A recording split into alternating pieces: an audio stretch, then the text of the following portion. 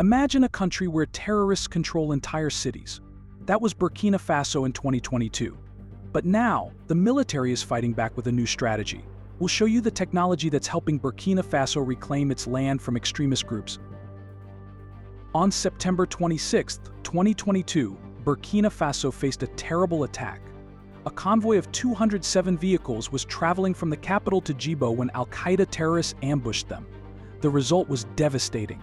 37 people lost their lives and 70 truck drivers went missing. This attack showed how weak Burkina Faso's security really was. The ambush left the country in shock. People were scared and angry. They wanted to know why the government couldn't protect them. It became clear that terrorists had too much control over parts of Burkina Faso. The country needed a big change to fight back against these extremist groups. While the nation mourned, a bold response was brewing. Just 4 days after the devastating convoy attack, Burkina Faso would experience a dramatic shift in leadership that would change the course of its fight against terrorism. On September 30th, 2022, as the country was still reeling from the recent tragedy, a group of military officers led by Captain Ibrahim Traore took swift and decisive action. They launched a coup that would reshape Burkina Faso's approach to national security. The operation began with Traore's faction securing the state television station. This strategic move allowed them to control the flow of information and prepare for an important broadcast. But they didn't stop there. The coup plotters quickly moved to take over key military bases throughout the capital city. Their actions were carefully coordinated and executed with precision. Loyalists to the previous leader, Lieutenant Colonel Damiba, found themselves outmaneuvered and disarmed. The coup forces gained control of crucial armories and communication centers, effectively cutting off any potential resistance. The takeover extended beyond military installations. Important government buildings, including the Ministry of Defense and the Prime Minister's office, fell into the hands of Traore's group with minimal resistance. The element of surprise worked in their favor, catching many off guard. The final and most significant target was the presidential palace. Using intelligence from sympathetic insiders, Traore's forces successfully infiltrated this symbol of power. With this, the coup was complete and a new chapter in Burkina Faso's history had begun. Captain Ibrahim Traore wasted no time in addressing the nation. He declared, "The hazardous choices of Lieutenant Colonel Damiba have progressively weakened our security system. In view of all these abuses, we have decided today, September 30th, 2022, to remove Lieutenant Colonel Damiba from state power in order to pursue our common ideal with all the people of Burkina Faso, namely the restoration of security and the integrity of our homeland." These words resonated with many Burkinabe who had grown frustrated with the ongoing security crisis. Traore's promise to restore security and rebuild the military struck a chord with a population desperate for change. He acknowledged the critical shortages in weapons and equipment that had hampered previous efforts to combat terrorism, vowing to address these issues head-on. The public reaction to this sudden change in leadership was mixed but largely positive. Many citizens saw it as a necessary step to address the dire security situation. There was a sense of relief and hope that spread through the country. Government officials joined in, hailing the operation as a significant milestone in the fight against jihadist insurgency. Traore's administration didn't just make promises, they took immediate action. One of their first major operations was breaking the jihadist blockade of Djibo, a city that had long been under siege. This successful mission not only provided much-needed supplies to the besieged city but also served as a powerful symbol of the new government's commitment to action. The success of this operation had a profound effect on national morale. It boosted confidence in the new administration's capabilities and gave people hope that real change was possible. For the first time in a long while, many Burkinabe felt that their country might be turning a corner in its fight against terrorism. This bold response to the security crisis marked the beginning of a new era for Burkina Faso. Captain Ibrahim Traore had promised change, and now the world was watching to see if he could deliver on those promises.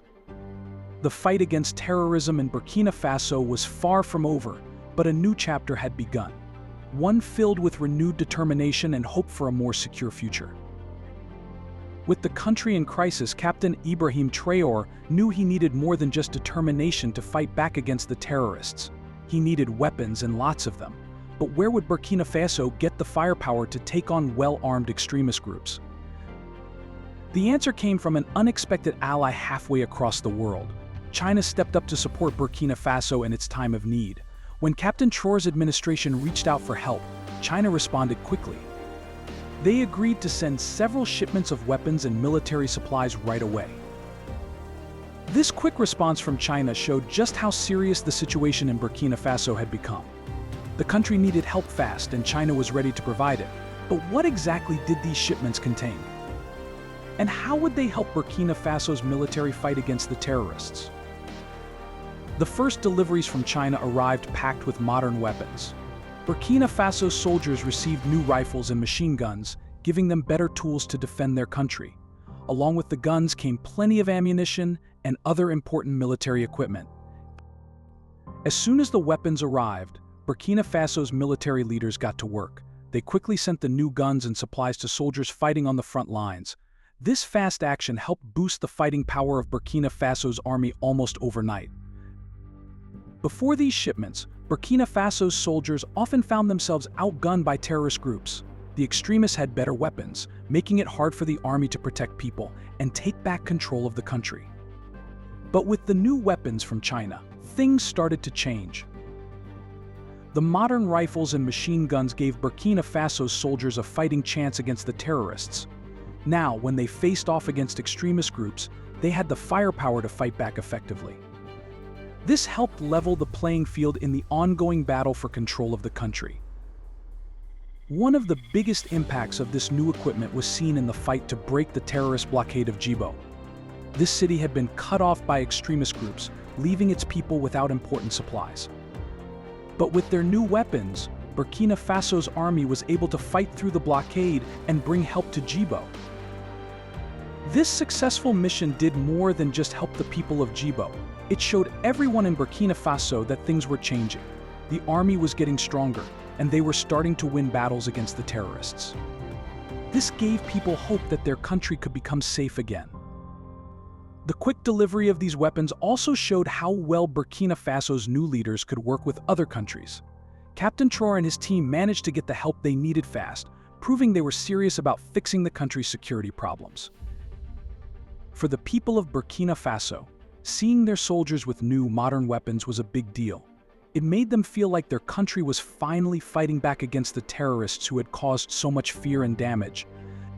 The sight of well-equipped soldiers gave many people a new sense of pride and hope for the future. But getting new weapons was just the start. Burkina Faso's military leaders knew they needed to use these tools effectively to really make a difference. They began planning new operations, using their improved firepower to take the fight to the terrorists.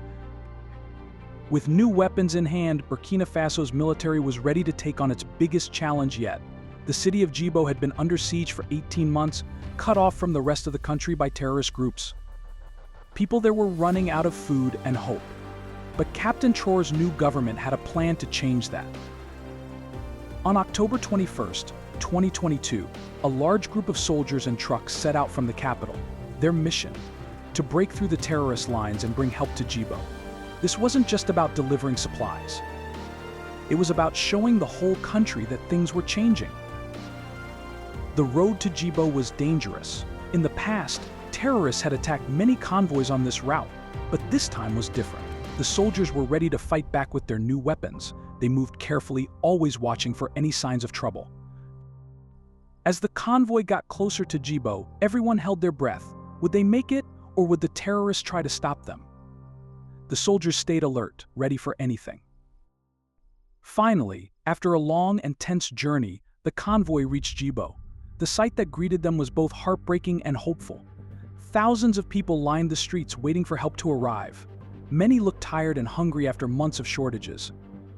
But there was also joy and relief on their faces as they saw the trucks rolling in. The convoy brought more than just food. It carried hope for a city that had been cut off from the world. The trucks were loaded with grains, cooking oil, and special food for children who hadn't had enough to eat. As the supplies were unloaded, Soldiers took up positions around the city to keep everyone safe. This successful mission was more than just a delivery of food. It was a big win for Burkina Faso's new leaders. They had promised to make the country safer, and now they were showing they could do it. The news of the convoy's success spread quickly across the country. In the capital, people celebrated. Government officials called it an important step in the fight against terrorist groups. For the people of Djibo, the arrival of the convoy meant they could finally breathe easier. They had food to eat and a sign that they hadn't been forgotten. But the mission also sent a message to the terrorist groups. It showed that Burkina Faso's military was getting stronger and wasn't afraid to take them on. The battle for Djibo wasn't over yet. The convoy had made it through, but the city was still surrounded by dangerous areas controlled by terrorists. The soldiers who came with the convoy stayed behind to help protect the city. They knew that keeping Djibo safe and connected to the rest of the country would be an ongoing fight. This successful mission gave people all over Burkina Faso new hope. They saw that their new leaders were serious about fighting back against the terrorists. The convoy to Djibo proved that with the right planning and equipment, Burkina Faso's military could win important battles. As news of the successful mission spread, more people started to believe that things could get better. The government used this boost in morale to plan more operations against terrorist groups. They knew that breaking the siege of Djibo was just the beginning. There was still a lot of work to do to make Burkina Faso safe again. The battle for Djibo showed that Burkina Faso was entering a new phase in its fight against terrorism. With new weapons, determined soldiers, and a government committed to action, the country was starting to push back against the groups that had caused so much fear and damage. For the first time in a long while, many people in Burkina Faso felt like they had a real chance at peace and security. Burkina Faso's military had new weapons and success in breaking the siege of Djibo, but they still needed a way to find and stop terrorists before they could attack. The answer came from high in the sky. The country started using advanced drones to watch over its land and people. These weren't just any drones. Burkina Faso got some of the best drones in the world, including the Turkish-made Bayraktar TB2 and Akinci. These flying machines changed the way the country fought against terrorist groups. The Bayraktar TB2 drones are really good at watching large areas for a long time. They can fly for hours looking for any signs of danger. This makes it hard for terrorists to move around or plan attacks without being seen. The TB2 can also hit targets with great accuracy, which helps the military stop threats before they become bigger problems. But the real game changer was the Bayraktar Akinci drone. This drone is incredibly powerful and can fly very far. It can go over 10,000 kilometers, which means it can follow terrorists almost anywhere they try to hide. The Akinci is also very tough and can work in all kinds of weather, from very hot days to high up in the mountains. These drones gave Burkina Faso's military new abilities they never had before. They could now see what was happening in places that were hard to reach on the ground. This helped them make better plans and keep people safer. One of the best things about these drones is how accurate they are. They can hit small targets without hurting things or people nearby. This is really important when fighting in areas where regular people live. The drones help the military stop the bad guys without putting innocent people in danger. The drones also made the soldiers feel better about their work. Knowing they had these high-tech helpers in the sky gave them more confidence. It showed that Burkina Faso was serious about using the latest technology to protect its people. We saw how well these drones worked during an attack in Manila on June 1, 2024. When terrorists struck, the military quickly sent up their drones. The Akinci drone flew to the area fast, helping the soldiers on the ground know exactly what was happening. At night, the TB2 drones kept watching, making sure no terrorists could escape in the dark. During this operation, the drones did more than just watch. They helped guide soldiers to the right places and even hit some terrorist targets themselves. This mix of drones in the air and soldiers on the ground worked really well. It helped the military stop the attack and catch many of the terrorists. After the Manila attack, people could see how much these drones were helping. The military said, The swift and decisive actions of the air forces combined with the relentless pursuit of the ground forces have significantly weakened the terrorist networks operating in the area. The use of advanced drone technology combined with coordinated ground assaults has proven to be an effective strategy in combating these threats. These drones are now a big part of how Burkina Faso protects itself. They fly over the country every day, watching for any signs of danger. This constant watching makes it much harder for terrorist groups to operate. They never know when a drone might be looking at them from high above. With these eyes in the sky, Burkina Faso is better prepared to keep its people safe. The drones have given the country a new way to fight back against terrorism, making it harder for extremist groups to hide or plan attacks. This new strategy is helping Burkina Faso take back control of its land and protect its citizens. Burkina Faso's new drones were about to face their biggest test yet. On June 1, 2024, the peaceful town of Manila in central Burkina Faso suddenly found itself under attack. Terrorists targeted a key military position, hoping to catch the government off guard. But this time, things would be different. As soon as news of the attack reached military headquarters, they sprang into action. The Akinci drone, one of Burkina Faso's most advanced weapons, took to the skies. This wasn't just any drone. It could fly for hours and see things on the ground in amazing detail. The terrorists didn't know what hit them. They thought they had the upper hand. But the Akinci drone changed everything. From high above, it could see exactly where the attackers were and what they were doing. This information went straight to the soldiers on the ground, helping them make smart decisions quickly. As the fighting went on, the terrorists realized they were in trouble. They tried to run away, heading east towards the Serba River. But the Akinci drone was always watching. No matter how fast they moved or where they tried to hide, the drone kept track of them. The attackers got more desperate. They jumped on motorcycles thinking they could outrun the eye in the sky. But the Akinci wasn't fooled. It followed them all the way to the river, where the terrorists made their last attempt to escape. Leaving their bikes behind, the attackers jumped into boats hoping to cross the river and disappear. But even in the dark of night, they couldn't hide. The Akinci drone kept watching, using special cameras that could see in the dark. As the sun came up the next day, Burkina Faso's military was ready for the next phase. Helicopters flew in, bringing tough soldiers called commandos. These special forces worked together with the drones, searching every hiding spot for any terrorists who might have slipped away. To make sure they caught everyone, the military brought in another drone, the Bayraktar TB2. This drone joined the Akinci, making it even harder for any terrorists to escape. Together, these flying machines helped the soldiers on the ground do their job better and safer. The commander in charge of the operation was proud of how well everyone worked together. He said, "The men are really making enormous efforts on the ground so that peace can return to Burkina Faso. Despite the losses that we suffer, we fight with the assurance that the populations are behind us."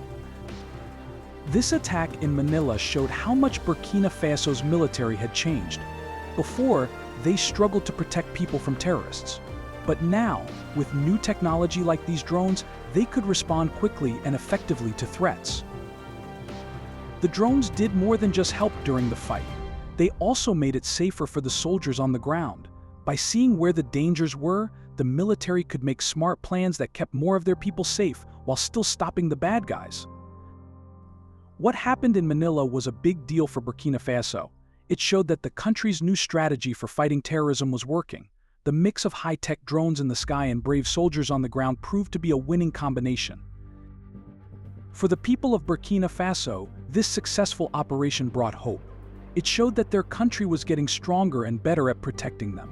The terrorists who had caused so much fear for so long were now the ones running scared. The battle in Manila wasn't the end of Burkina Faso's fight against terrorism, but it was a clear sign that things were changing. With each operation like this, the country gets a little safer. The drones that once seemed like something from a science fiction movie are now a real part of keeping Burkina Faso secure. The successful operation in Manila was just the beginning. Burkina Faso's military wasn't going to stop there. They were determined to keep fighting until the terrorist threat was gone for good. So what happened next in this ongoing battle against extremist groups? After the Manila attack, Burkina Faso's armed forces stepped up their efforts. They started carrying out more operations, especially near the border with Mali. This area had been a problem for a long time, with terrorists crossing back and forth between countries. But now things were changing. The military sent in their best troops to handle these dangerous missions. The 41st and 42nd Regiments of Burkina Faso Commandos led the way. These soldiers are some of the toughest and best trained in the country. They also got help from the 9th Rapid Intervention Battalion, another elite group of fighters.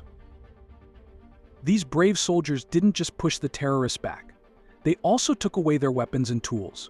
During their operations, they found and took lots of guns, bullets, and communication devices from the terrorists. This was a big deal because it made it harder for the bad guys to attack or talk to each other. But the fight wasn't just happening on the ground. Remember those drones we talked about earlier? They were a big part of these new operations too. The military used their Akinci drones to keep watch over large areas. These flying machines could see things that soldiers on the ground might miss. The drones were especially useful when terrorists tried to run away. No matter where they went, the drones could follow them. This made it much harder for the bad guys to hide or escape. Even in tough areas like Mohan, where the land makes it easy to hide, the drones kept watching. When terrorists tried to run, they faced another problem: the sky fighters. These are special planes that can attack targets on the ground. Working together with the drones, they made sure that fleeing terrorists had nowhere to go. All of this new technology and these tough soldiers made a big difference. The terrorist groups that had caused so much fear started to get weaker. They couldn't move around as easily, and they were losing their weapons and supplies. This made it harder for them to plan attacks or recruit new members. The people of Burkina Faso started to notice the change. They felt safer in their homes and towns. The constant fear of terrorist attacks began to lessen. For the first time in a long while, many people felt hopeful about the future. But the leaders of Burkina Faso knew the job wasn't finished yet. President Ibrahim Traore even visited soldiers on the front lines to show his support. He wanted everyone to know that the country would keep fighting until all of Burkina Faso was safe. The ongoing fight against terrorism in Burkina Faso shows how much things have changed. With better weapons, new technology like drones, and brave soldiers, the country is pushing back against extremist groups. The terrorists who once seemed so strong are now the ones running away and hiding. There's still work to do, but Burkina Faso is on the right path. Each operation weakens the terrorist networks a little more. The country is getting safer step by step. And for the people of Burkina Faso, that means a chance at a peaceful future they've been hoping for a long time. Burkina Faso has come a long way since those dark days. The country has transformed its approach to security, and the results are clear. President Ibrahim Traore's leadership has given people new hope. Let's look at how Burkina Faso has changed and what it means for the future. The military's new strategy is working. Terrorist attacks have decreased and more areas are now safe.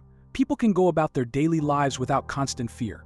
This change didn't happen overnight, but step by step, Burkina Faso is taking back control. President Traore's visits to the front lines have boosted soldiers' morale. His hands-on approach shows he's serious about fixing the country's problems. The government's commitment to security has made people feel proud of their nation again. But the fight isn't over. Burkina Faso still faces challenges as it works to become fully secure. The country keeps improving its defenses and won't stop until all its people are safe.